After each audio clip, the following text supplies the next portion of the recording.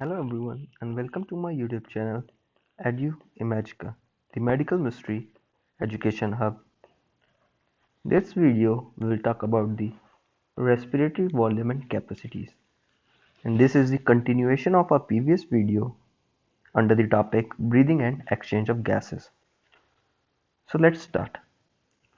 What are respiratory volume and capacities?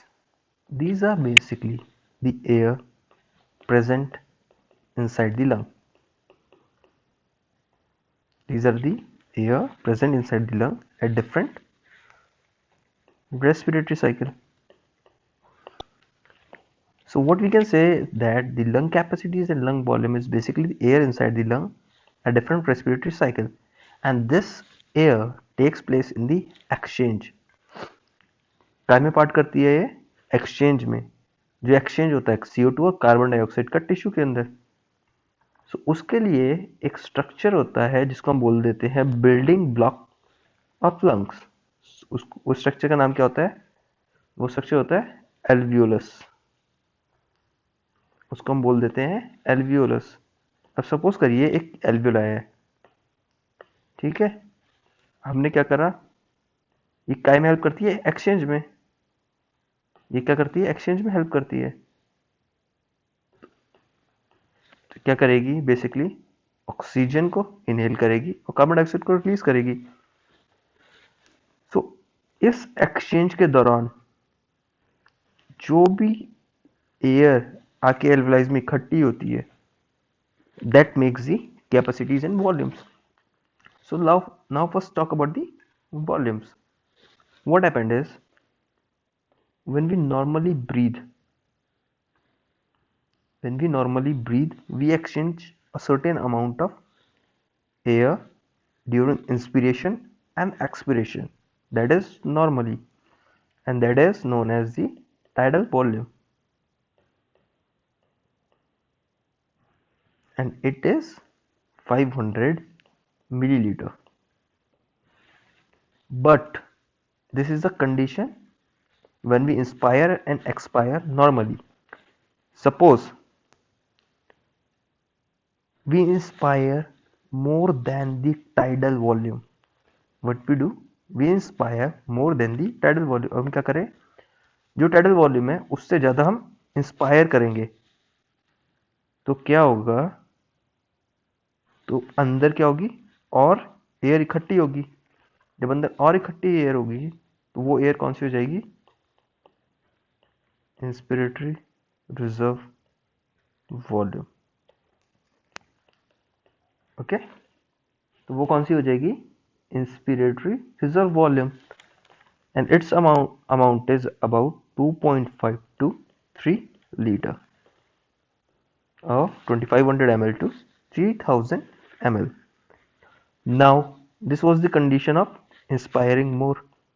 Suppose we expire more than the normal. What we did? We expired more than the normal.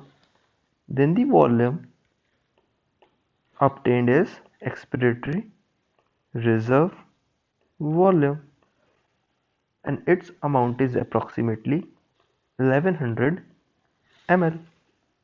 Now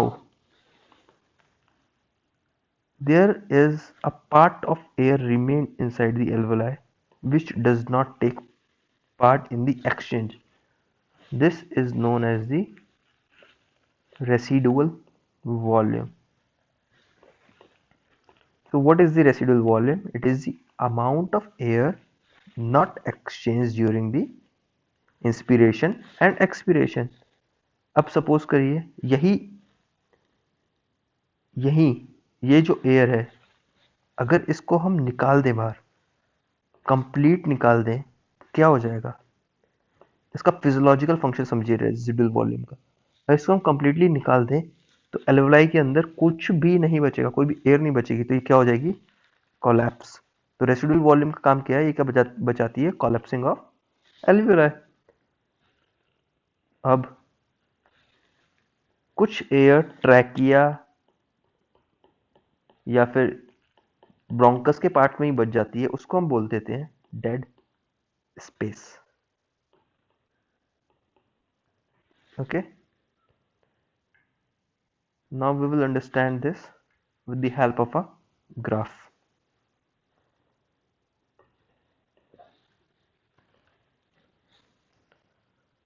Now on the y-axis we have the lung capacity,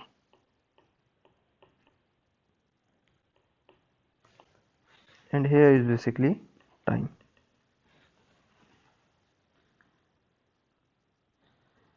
Now suppose we are inspiring and expiring normally. So what we are doing? We are inspiring and expiring normally. So this condition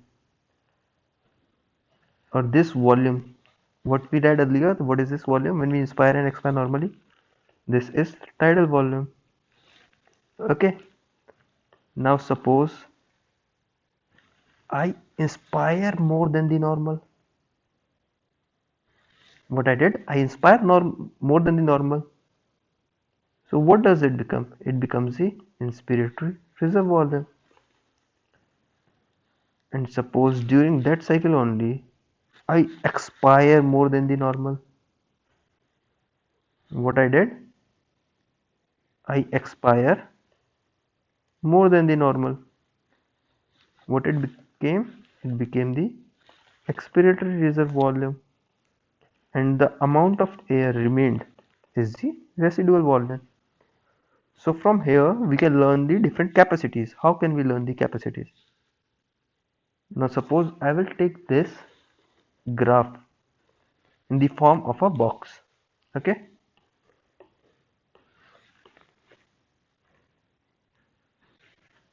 Now suppose what happened is we have different capacities. Okay. Here we have residual volume. Here we have the expiratory reserve volume. Here we have the tidal volume, and here we have the inspiratory reserve volume. It is 2500 to 3000 ml. Tidal volume is around 500 ml. Expiratory reserve volume is around 1100 ml, and residual volume is around 1200 ml. Okay. Now, what is this? This is the total lung capacity. Inspiratory reserve volume plus tidal volume plus expiratory reserve volume plus residual volume is what? Total lung capacity. Now, what is this? This is vital lung capacity. The amount of air that can be exchanged maximally is known as the vital lung capacity. And what is vital lung capacity? It is inspiratory reserve volume plus tidal volume plus expiratory reserve volume. Or we can say that it is total lung capacity minus residual volume. This is also the correct formula. Okay. Now what we have the inspiratory capacity. So what is inspiratory capacity? Inspiratory capacity is inspiratory reserve volume plus the tidal volume, that is the inspiratory capacity, and same is with the expiratory capacity, the tidal volume plus the expiratory reserve volume, that is the expiratory capacity. So is this okay for you? Okay. Now see what NCERT is saying. Here the NCERT is saying that tidal volume is the volume of air inspired or expired during a normal respiration. This we have read. It is approximately 500 ml. A healthy man can inspire or expire approximately 6000 to 8000 ml of air per minute. अब NCERT को ये data कहाँ से मिला? अब इसके लिए आपको ऊपर जाना पड़ेगा. इसमें हमने पढ़ा था कि नॉर्मली कितनी फ्रीक्वेंसी होती है एयर की इंस्पायरिंग की और एक्सहेलिंग की.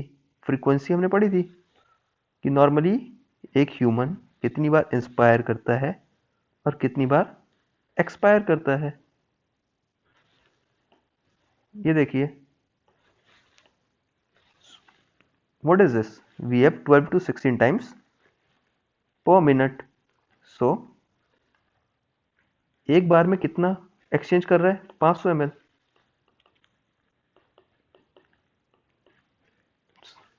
तो एक मिनट में कितना करेगा? 500 × 12 कितना हो गया? 6000। अब 16 तक जा रहा है तो 8000, उसको 16 से मल्टीप्लाई कर दो। So we have got 6000 to 8000 ml। अब बात करते हैं इंस्पिरेटरी रिजर्व वॉल्यूम की। Additional volume of air a person can inspire by forcible inspiration. ठीक है, इसकी बात बता चुका मैं आपको। एक्सपिरेटरी रिजर्व वॉल्यूम के बारे में क्या बोला? Additional volume of air a person can expire by forcible expiration, ये भी बता चुका हूं मैं आपको। अब ये कह रहा है कि residual volume, the volume of air remaining in the lung even after forcible expiration, this averages around 1100 to 1200 ml। ये भी बता दिया। By adding up a few respiratory volumes described above, one can derive various pulmonary capacities.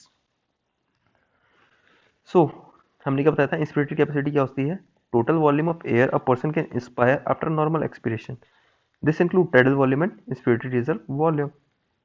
Same with the expiratory reserve capacity. Okay. Now functional residual capacity. What is functional residual capacity? The functional residual capacity is the expiratory reserve volume with the residual volume. Expiratory reserve volume with the residual volumes makes functional residual capacity. Okay. Now what NCERT is saying? Volume of air that will remain in the lungs after normal expiration. Okay. Vital capacity, the maximum volume of air a person can breathe in after forced expiration. This includes ERV, TRV, ERV, IRV, or the maximum volume of air a person can breathe out after a forced inspiration. ये भी समझ गए होंगे आप लोग, मैं पहले ही बता चुका हूँ आपको। टोटल लंग कैपेसिटी बहुत सिंपल है, total volume of air accommodated in lung at the end of forced inspiration. ठीक है, अब हम पढ़ते हैं एक्सचेंज ऑफ गैसेस। अब एक्सचेंज ऑफ गैसेस क्या होता है? ये वो होती है एक्सचेंज जो ऑक्सीजन है, वो CO2 है, उसका एक्सचेंज बॉडी के साथ, टिश्यूज के साथ। ठीक है, अब इसको हम लाइन बाय लाइन समझ लेंगे। Alveoli are the primary site of exchange of gases, ये चीज बता दी मैंने आपको पहले। Exchange of gases also occur between the blood and tissue. ठीक है, oxygen and CO2 are exchange in this sites by simple diffusion mainly based on the pressure concentration gradient. यहाँ पे भी वही रोल आ रहा है प्रेशर का जो हमने स्टार्टिंग में देखा था। किसमें आ रहा था? लंग्स और एटमॉस्फेयर के बीच में, एटमॉस्फेयर के बीच में। ठीक है, अब ये क्या कह रहा है? Solubility of the gases as well as thickness of the membrane involved in diffusion are also some important factors that can affect the rate of diffusion. बिल्कुल सही कह रहे हैं। अगर किसी टिश्यू की वॉल थिक होगी तो वहां से डिफ्यूजन धीरे होगा, लेकिन अगर किसी की वॉल थिन होगी तो वहां से डिफ्यूजन क्या हो जाएगा? जल्दी। Pressure contributed by an individual gas in a mixture of gases is called partial pressure and is represented by PO2 for oxygen, PCO2 for the carbon dioxide. अभी कह रहा है एक पर्टिकुलर गैस का प्रेशर एक मिक्सचर के अंदर, जहाँ पे ऑक्सीजन भी है, कार्बन डाइऑक्साइड भी है, एक पर्टिकुलर गैस के प्रेशर को बोलते हैं हम क्या? Partial pressure. और कैसे डिनोट करते हैं हम उसको? PO2 ऑक्सीजन के लिए और PCO2 कार्बन डाइऑक्साइड के लिए। Partial pressure of these two gases in the atmospheric air and the two sites of diffusion are given in the table 17.1 and in 17.3. The data given in the table clearly indicates a concentration gradient for the oxygen from alveoli to blood to tissue. ठीक है, अब ये कह रहा है कि हमने क्या दे रखा है? पार्शियल प्रेशर दे रखा है ऑक्सीजन और कार्बन डाइऑक्साइड का, जो कि डिफ्यूजन में हेल्प करता है और एटमॉस्फेयर के रेफरेंस में। तो ये लेवल्स आपको याद होने चाहिए, बाय हार्ट याद होना चाहिए, क्योंकि ये सिर्फ यही काम नहीं आएगा आपका, ये आपका MBBS की फर्स्ट ईयर स्टडीज में भी काम आएगा। ठीक है, ऑक्सीजन है, ऑक्सीजन का एटमॉस्फेरिक एयर के अंदर पार्शियल प्रेशर क्या है 159, एल्वोलाई के अंदर क्या है 104, डीऑक्सीजनेटेड ब्लड के अंदर कितना है 40, ऑक्सीजनेटेड ब्लड के अंदर कितना है 95 और टिश्यूज के अंदर क्या है 40। ये वैल्यूज याद कर लीजिएगा। अभी अगले डायग्राम में आपको मैं एग्जैक्टली बता दूंगा इनका रोल क्या होता है। कार्बन डाइऑक्साइड का एटमॉस्फेयर में होता है 0.3, एल्वोलाइज के अंदर होता है 40, डीऑक्सीजनेटेड ब्लड के अंदर 45, ऑक्सीजनेटेड ब्लड के अंदर 40 और टिश्यूज के अंदर 45। ठीक है, ये किसकी हो गई कार्बन डाइऑक्साइड का और ऑक्सीजन का क्या हो गया पार्शियल प्रेशर। अब इस डायग्राम में समझिए इन पार्शियल प्रेशर का रूल क्या होता है। ठीक है, ये सपोज करिए ये है एल्वेलाई। अब ये इंस्पायर्ड एयर और एक्सपायर्ड एयर को डोनेट कर रहा है। अब हमने बताया था कि एल्वेलाई के अंदर पार्शियल प्रेशर ऑक्सीजन का कितना 104, कार्बन डाइऑक्साइड का कितना 40। अब किसकी बात कर रहे हैं हम बात कैसे कर रहे हैं पल्मोनरी वेन और पल्मोनरी आर्टरी की। यहाँ एक कॉन्सेप्ट क्लियर कर लीजिए, ये जो पल्मोनरी आर्टरी है ये क्या है एक मिसनोमर है। क्यों? नॉर्मली आर्टरी क्या करती है, नॉर्मली आर्टरी क्या कैरी करती है, आर्टरी कैरी करती है ऑक्सीजनेटेड ब्लड। लेकिन पल्मोनरी आर्टरी ऐसी इकलौती आर्टरी है जो कैरी करती है डीऑक्सीजनेटेड ब्लड। सेम कंडीशन है पल्मोनरी वेन के साथ, वेन नॉर्मली कैरी करती है डीऑक्सीजनेटेड ब्लड, लेकिन in the case of pulmonary artery it carries oxygenated blood. ठीक है, ये चीज समझ ली आपने। अब आप आगे समझिए, यहां ऑक्सीजन को अगर एक्सचेंज होना है ब्लड के साथ तो क्या होना चाहिए, ये पार्शियल प्रेशर से कम होना चाहिए। पार्शियल प्रेशर किसके अंदर, ब्लड के अंदर। क्यों? अगर पार्शियल प्रेशर कम नहीं होगा तो एक्सचेंज नहीं हो पाएगा, क्योंकि हमने क्या पढ़ा डिफ्यूजन के थ्रू होता है। डिफ्यूजन कैसी होती है, high concentration to low concentration. तो जब हाई कंसंट्रेशन एल्वेलाई के अंदर है तो लो कंसंट्रेशन कहाँ होनी चाहिए, ब्लड के अंदर। तो डीऑक्सीजनेटेड ब्लड के अंदर, तो डीऑक्सीजनेटेड ब्लड की हम बात कर रहे हैं, डीऑक्सीजनेटेड ब्लड के अंदर ऑक्सीजन का पार्शियल प्रेशर क्या होता है 40 और कार्बन डाइऑक्साइड का क्या होता है 45। कार्बन डाइऑक्साइड का क्या होता है 45, ऑक्सीजन का क्या होता है 40। तो ऑक्सीजन का प्रेशर कहाँ कम है, डीऑक्सीजनेटेड ब्लड में, और कार्बन डाइऑक्साइड का काम कम है एल्वेलाई में। तो कार्बन डाइऑक्साइड कहाँ जाएगी, एल्वेलाई के अंदर, और ऑक्सीजन कहाँ आएगी, वेसल्स के अंदर। अब यहां से क्या हुआ, अब ये ब्लड क्या हो गया ऑक्सीजनेटेड। ठीक है, अब ये ऑक्सीजनेटेड ब्लड सिस्टेमिक सर्कुलेशन में आया। अब सिस्टेमिक सर्कुलेशन आके ये कहाँ गया, सिस्टेमिक आर्टरीज में। अब हमें पता है systemic arteries carries oxygenated blood. अब इसको कहाँ एक्सचेंज होना है, डिफरेंट बॉडी ऑर्गन्स में, डिफरेंट टिश्यूज में। अब अब हमने बताया कि ऑक्सीजनेटेड ब्लड को यहां से जाने टिश्यू में जाने के लिए क्या होना चाहिए, यहां कंसंट्रेशन क्या होनी चाहिए, ज्यादा होनी चाहिए, और टिश्यू के अंदर कंसंट्रेशन क्या होनी चाहिए ऑक्सीजन की, कम होनी चाहिए। अब जब कंसंट्रेशन ऑक्सीजनेटेड ब्लड में ऑक्सीजन की ज्यादा होगी, टिश्यू में कम होगी, तभी तो ऑक्सीजन कहाँ पहुंचेगी, टिश्यू में। सो ऑक्सीजनेटेड ब्लड के अंदर पीसीओ PO2 होता है 95 और PCO2 कितना होता है 40। ठीक है, अब समझिए, अब यहाँ कितना है, ऑक्सीजन कितनी है ऑक्सीजनेटेड ब्लड में 95, कार्बन डाइऑक्साइड कितनी है 40। तो ये कहाँ जाएगी, कार्बन डाइऑक्साइड जाएगी हाई कंसंट्रेशन से लो कंसंट्रेशन, सेम ऑक्सीजन जाएगी हाई कंसंट्रेशन से लो कंसंट्रेशन। इतनी चीज समझ में आ गई। तो ऑक्सीजन कहाँ पहुंच गई, बॉडी टिश्यूज के अंदर। अब ये जो डीऑक्सीजनेटेड ब्लड है ये दोबारा से सर्कुलेशन में जाता है और दोबारा से पल्मोनरी आर्टरी के थ्रू पंप हो जाता है लंग्स में, और जहाँ क्या होता है दोबारा से ये एक्सचेंज।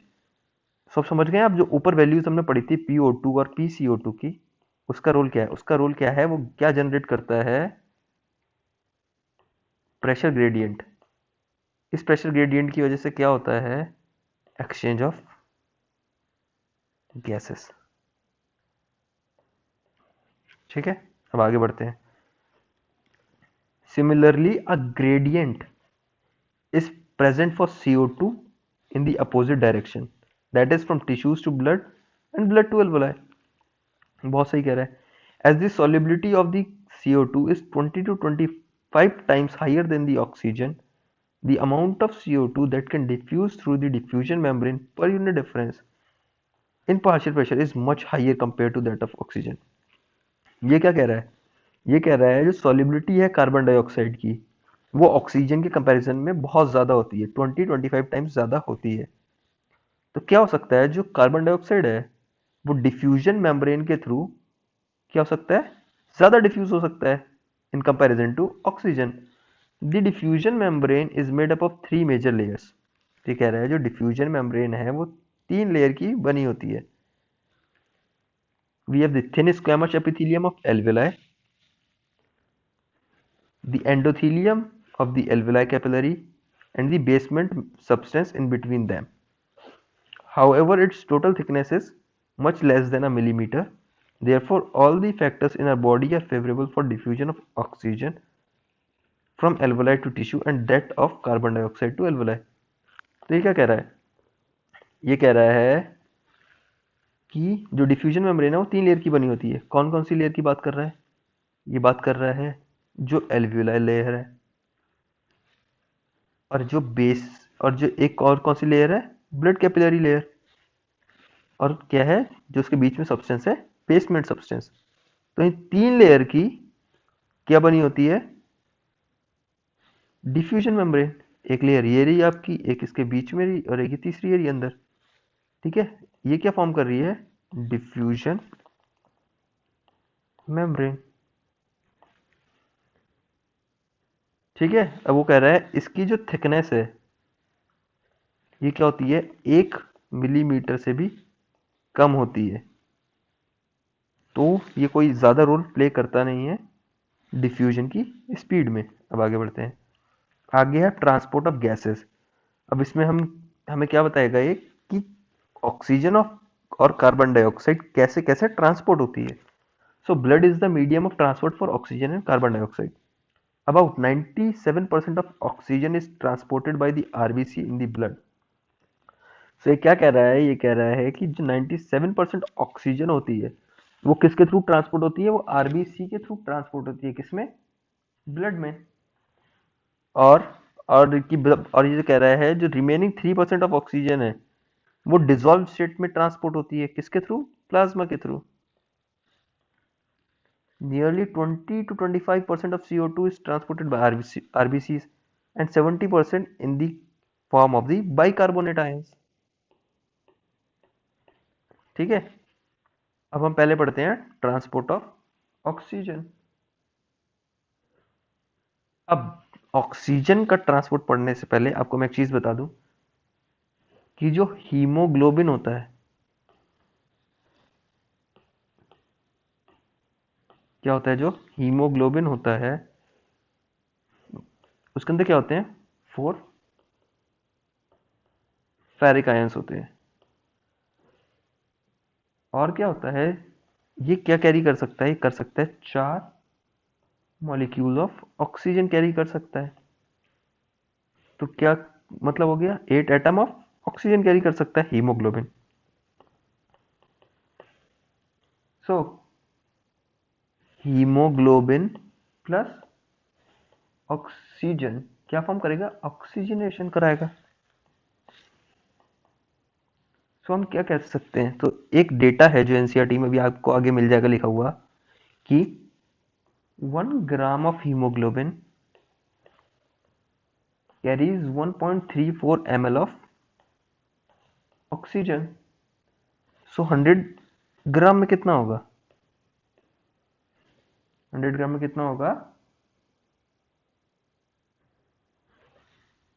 100 ग्राम ऑफ हीमोग्लोबिन कितना कैरी करेगा, 134 ml ऑफ ऑक्सीजन. और वहीं 100 gram of blood carries 15 gram of haemoglobin.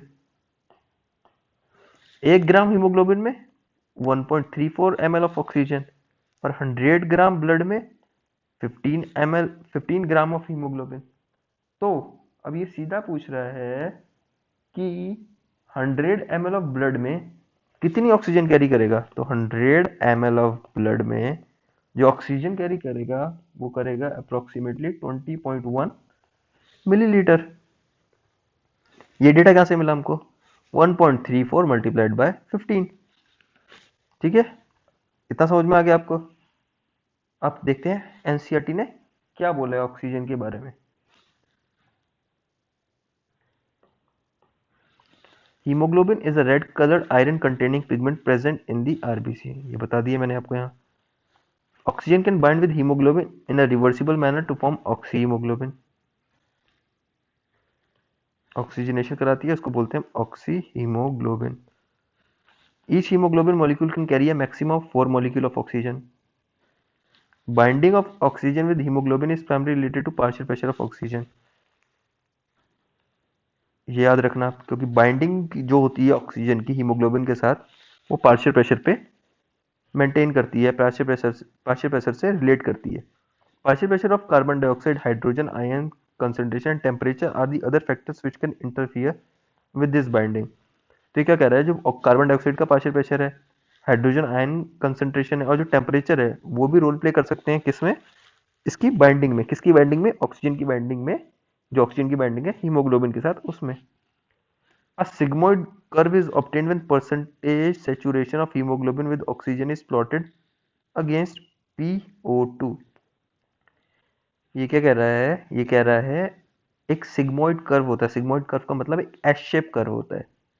एक एस शेप कर्व फॉर्म होता है कब? जब परसेंटेज सैचुरेशन हीमोग्लोबिन की ऑक्सीजन के साथ क्या पे ग्राफ पे प्लॉट हो। पार्शियल प्रेशर ऑफ ऑक्सीजन किसके साथ? सैचुरेशन ऑफ ऑक्सीजन के साथ। तो क्या बनाता है? ये एस शेप कर्व बनाता है। एस शेप कर्व बनाता है। This curve is called oxygen dissociation curve.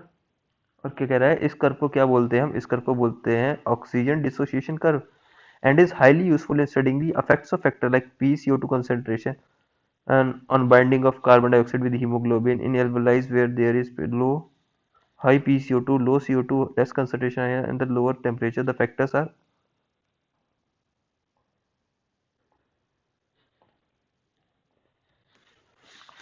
तो ये कह रहा है इसमें सर्टेन फैक्टर्स हैं जो इस सिग्मोइड कर्व की शिफ्ट के लिए रिस्पॉन्सिबल होते हैं। अब मैं बताता हूं, इसके अंदर आपको मिलेगी दो शिफ्ट। एक मिलेगी आपको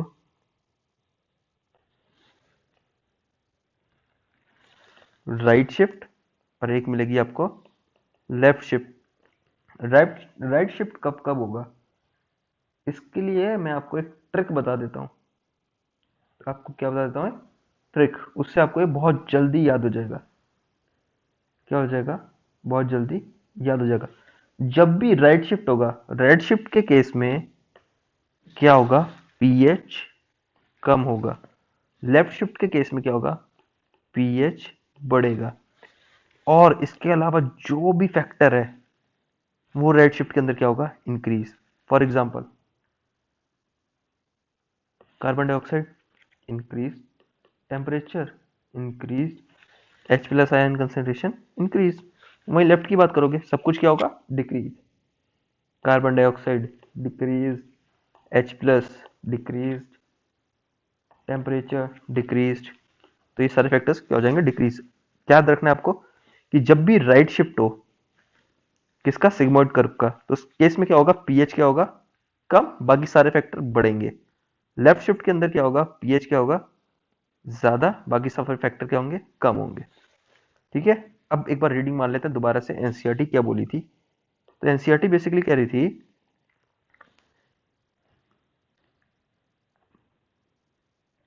in the alveoli where there is high PCO2, high PO2, low PCO2, lesser H plus concentration and lower temperature।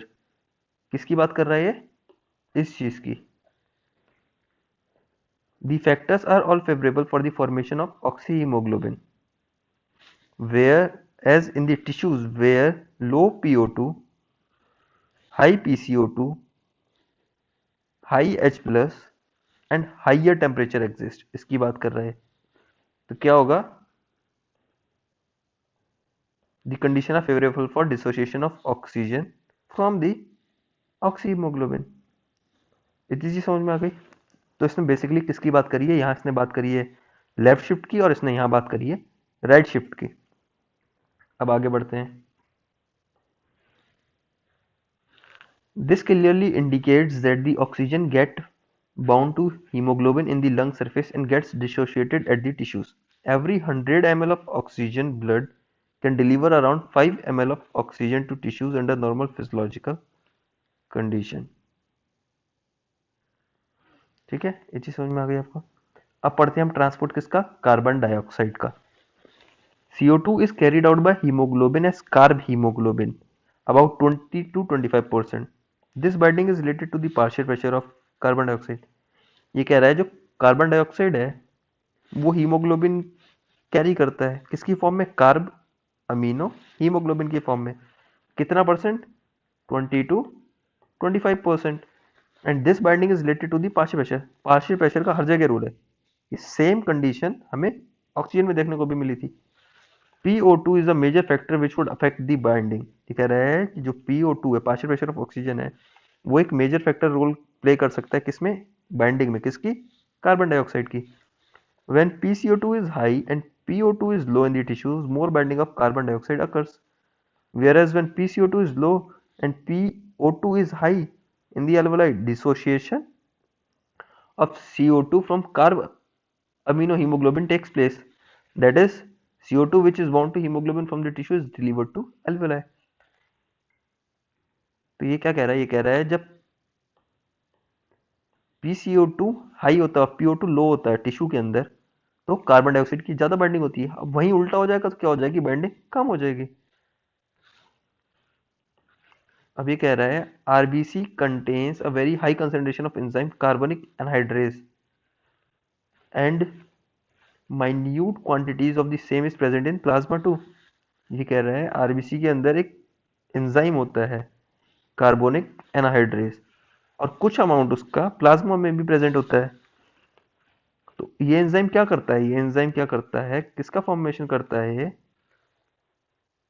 ये क्या करता है, at the tissue side with the partial pressure of carbon dioxide is high due to catabolism, CO2 diffuses into the blood and forms bicarbonate and H+। तो किस में form करता है, ये रिवर्सिबल रिएक्शन कराता है किसकी, carbon dioxide with water forms H2CO3 and it helps in the dissociation of H2CO3 into bicarbonate ions and the hydrogen ions। उसमें कौन सा एंजाइम रोल प्ले कर रहा है, carbonic anhydrase. At the alveolar site where PCO2 is low, the reaction proceeds in the opposite direction leading to the formation of CO2 and H2O। ये कह रहा है एल्वुलाई के अंदर जहाँ पे पार्शियल प्रेशर किसका, कार्बन डाइऑक्साइड का कम होता है, तो ये रिएक्शन इस डायरेक्शन में जाती है, ठीक है। लेकिन अगर यही उल्टा हो गया तो रिएक्शन किस डायरेक्शन में जाएगी, इस डायरेक्शन में। Thus CO2 trapped as bicarbonate in the tissue and transported to the alveoli is released out as CO2। Every 100 ml of deoxygenated blood delivers around 4 ml of carbon dioxide. तो ये कह रहा है यही रीजन है जिसकी वजह से कार्बन डाइऑक्साइड क्या होती है, एलिमिनेट होती है। क्या होती है कार्बन डाइऑक्साइड, एलिमिनेट, काय में से, बॉडी में से, इन्वायरमेंट में, बॉडी टू इन्वायरमेंट। अब हम बात करते हैं रेगुलेशन की। अब जो ये रेगुलेशन है इसमें किसका रोल होता है, बेसिकली रेगुलेशन में रोल होता है नर्वस सिस्टम का। नर्वस सिस्टम के बिना रेगुलेशन पॉसिबल ही नहीं है, क्योंकि इसमें रोल प्ले होता है नर्व्स वगैरह का, साइनेप्स वगैरह का। तो वो इतनी डिटेल्स में आपको पढ़ना नहीं है, तो आप खाली ये देखिए एनसीईआरटी क्या कह रही है। Human beings have significant ability to maintain and moderate the respiratory rhythm to suit the demands of the body tissue. तो ये कह रहा है कि ह्यूमन बॉडी के पास एक एबिलिटी है क्या करने की, मेंटेन करने की अपनी, या फिर रेस्पिरेटरी रिदम को कंट्रोल करने की, जैसे कि स्पीड ऑफ रेस्पिरेशन को मेंटेन करने की, जो कि बॉडी के अकॉर्डिंग ढाल लेता है वो। This is done by the neural system. मैंने आपको बताया नर्वस सिस्टम के थ्रू होती है। A specialized center present in the medulla region of the brain called the respiratory rhythm center is primarily responsible for this regulation. ये कह रहा है ब्रेन स्टेम में जो मेडुला ऑब्लोंगेटा होता है, जो मेडुला ऑब्लोंगेटा होता है उसमें एक सेंटर प्रेजेंट होता है, उसको बोलते हैं हम रेस्पिरेटरी रिदम सेंटर। उसका काम क्या होता है, वो किसमें रोल प्ले करता है, इंस्पिरेटरी और एक्सपिरेशन की स्पीड पे। Another centre is present in the pons region of the brain called the pneumotaxic centre which can moderate the function of the respiratory rhythm centre. ये कह रहा है ऐसा ही एक और सेंटर होता है, वो भी ब्रेन स्टेम में प्रेजेंट होता है, लेकिन वो कौन से पार्ट में प्रेजेंट होता है, ब्रेन के पोन्स रीजन में। तो वो क्या करता है, वो भी रेस्पिरेटरी रिदम को कंट्रोल करता है। Neural signal from this centre can reduce the duration of inspiration and thereby alter the respiratory rate. ये कह रहा है कि जो सिग्नल आते हैं उस पार्ट से, पॉन्स और मेडुला से, वो क्या कर सकते हैं, वो इंस्पिरेशन की स्पीड में फर्क कर सकते हैं, और उससे कि क्या होगा कि रेस्पिरेटरी रेट भी डिफरेंट हो सकता है आपका। A chemosensitive area is situated adjacent to rhythm center which is highly sensitive to carbon dioxide and hydrogen ions। अब ये कह रहा है एक कीमो सेंसिटिव एरिया होता है। अब यहाँ समझिए कीमो सेंसिटिव का मतलब, कीमो सेंसिटिव का मतलब होता है केमिकल सेंसिटिव। केमिकल सेंसिटिव एक एरिया होता है, वो भी रिदम सेंटर को क्या कर सकता है, चेंज कर सकता है। अब वो किसके लिए बहुत सेंसिटिव होता है, कार्बन डाइऑक्साइड और हाइड्रोजन आयंस के लिए। तो इसका अमाउंट क्या कर सकता है, वो बॉडी के अंदर जज कर सकता है कि ये ज्यादा है या कम है। अगर ज्यादा होगा तो क्या करेगा, वो एक्सपीरेशन इंस्पिरेशन ज्यादा करवाएगा। अगर कम होगा तो क्या करेगा, एक्सपीरेशन। ठीक है, समझे। अगर सपोज करिए CO2 का लेवल कम है, अब CO2 का लेवल कम है मतलब ऑक्सीजन क्या है, ज्यादा। वहीं अगर CO2 का लेवल ज्यादा है तो ऑक्सीजन का लेवल क्या होगा, कम। तो हमें क्या किस जरूरत पड़ेगी, ज्यादा से ज्यादा इंस्पिरेशन की। ठीक है, और वहीं उसी के साथ वाइस वर्सा में क्या काम करेगा, एक्सपीरेशन वाला rule. Increase in the substance can activate this centre. वो कह रहा है इंक्रीज, अगर ये इंक्रीज हो जाएगा तो ये सेंटर को क्या कर देगा, एक्टिवेट कर देगा। Which in turn can signal the rhythm centre to make necessary adjustment in the respiratory process by which the substance can be eliminated. वो कह रहा है उसके बाद क्या होगा, जब ये इंक्रीज हो जाएंगे तो वो क्या करेगा, वो इन सब्सटेंस को बॉडी से क्या करवा देगा, रिलीज करवा देगा। क्या करवा देगा, एक्सपीरेशन करवा देगा। ठीक है, receptors associated with aortic arch and carotid artery can also recognize in the CO2 and H+ concentration send necessary signals to the rhythm center। ये कह रहा है ऐसे ही कुछ सेंटर एओर्टिक आर्च और कैरोटिड आर्टरी के पास भी होते हैं, जो कि सेम एक्शन को रेगुलेट कर सकते हैं। The role of oxygen in the regulation of respiratory rhythm is quite insignificant. ये कह रहा है कि CO2 से ही ये रेगुलेट होती है, लेकिन इसके अलावा जो ऑक्सीजन है उसका कोई रोल नहीं होता रेस्पिरेटरी रिदम मेंटेन करने में। अब यहाँ पे हम कुछ डिसऑर्डर्स पढ़ लेते हैं। पहला डिसऑर्डर है asthma. Asthma is a difficult in breathing causing wheezing due to inflammation of bronchi and bronchioles. तो यहाँ अस्थमा है, अस्थमा के केस में बेसिकली क्या होता है, अस्थमा के केस में क्या होता है, वीजिंग साउंड प्रोड्यूस होती है। वीजिंग साउंड मोस्टली कब प्रोड्यूस होती है, ड्यूरिंग एक्सपीरेशन। इसके अंदर क्या हो जाता है, नैरोइंग हो जाती है एयर पैसेज की, और इसके ट्रीटमेंट के लिए हम क्या दे देते हैं, ब्रोंको डायलेटर्स। ये आपसे पूछा भी नहीं जाएगा, आप किसी काम का नहीं है, लेकिन फिर भी आप पता होना चाहिए आपको। जो हमारी अगली डिसीज है वो है emphysema. Emphysema is a chronic disorder in which alveolar walls are damaged due to which respiratory surface is decreased. One of the major cause is cigarette smoking. ये एडल्ट्स के अंदर बहुत होता है। एडल्ट्स के अंदर क्यों ज्यादा होता है, बिकॉज ऑफ स्मोकिंग, सुट्टा पीने से, सुट्टा मारने से बहुत ज्यादा होता है। ठीक है, तो से नो टू स्मोकिंग। अब अगली डिसीज हम पढ़ लेते हैं, ऑक्यूपेशनल रेस्पिरेटरी डिसऑर्डर। अब इसमें क्या होता है, in certain industries specially those involving grinding और stone breaking so much dust is produced that the defense mechanism of the body cannot fully cope up with the situation।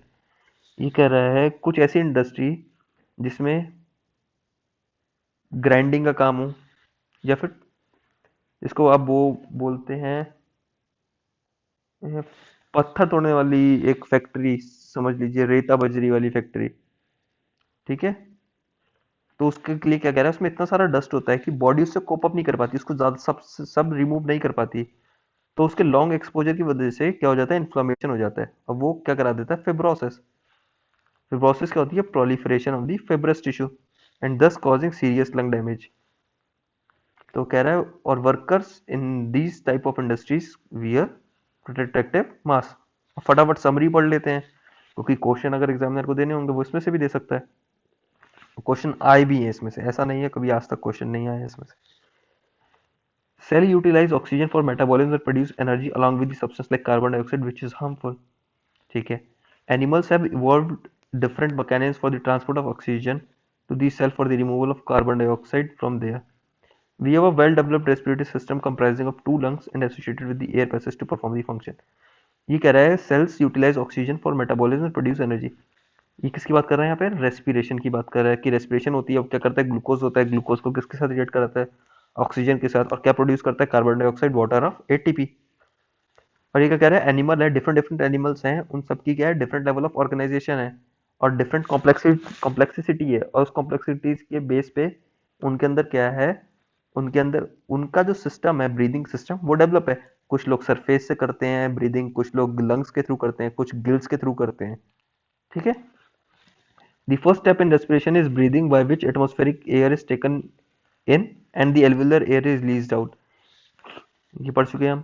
Exchange of oxygen and carbon dioxide between the deoxygenated blood and alveoli, transport of these gases throughout the blood, exchange of O2 and CO2 between the oxygenated and blood and tissue and utilization of oxygen by the cell are other steps involved। तो ये क्या कह रहा है, ये यहाँ क्या रहा है कि जो ऑक्सीजन और कार्बन डाइऑक्साइड का एक्सचेंज है किसके बीच में, डिऑक्सीनेटेड ब्लड और अल्वेलाई के बीच में, और इनका transport through out the body by blood, और इनका फिर से एक्सचेंज किसके साथ, ऑक्सीजनेटेड ब्लड और किसके साथ, टिश्यू के साथ।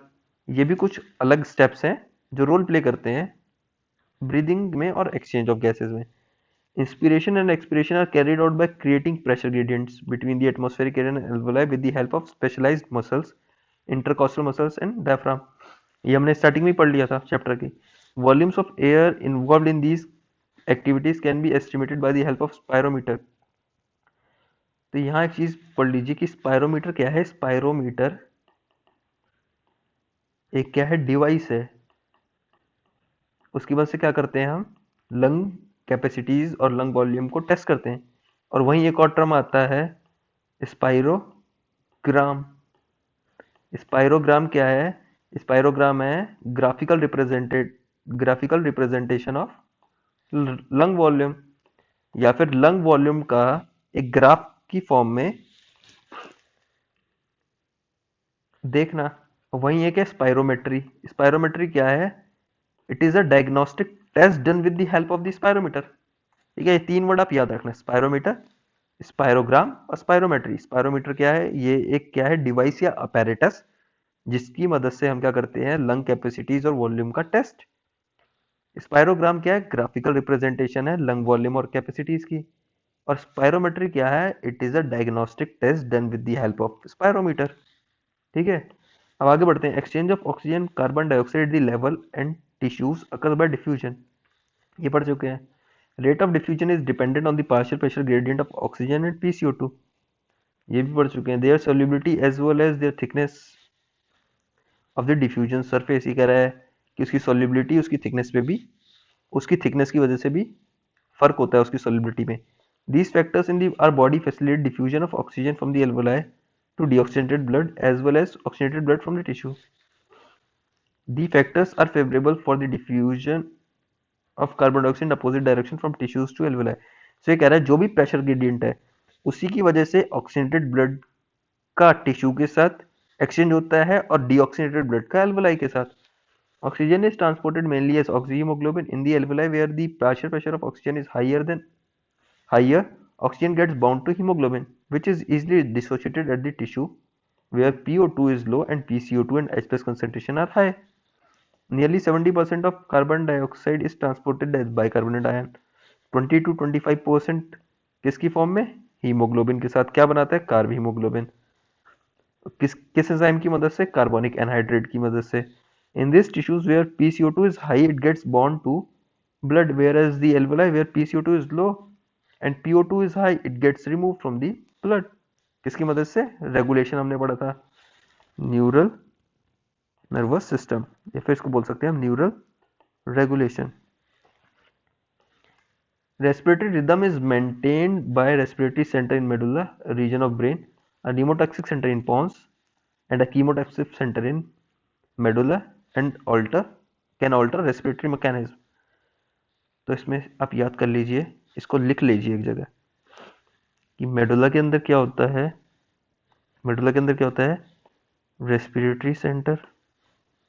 पॉन्स के अंदर क्या होता है? नीमोटॉक्सिक सेंटर।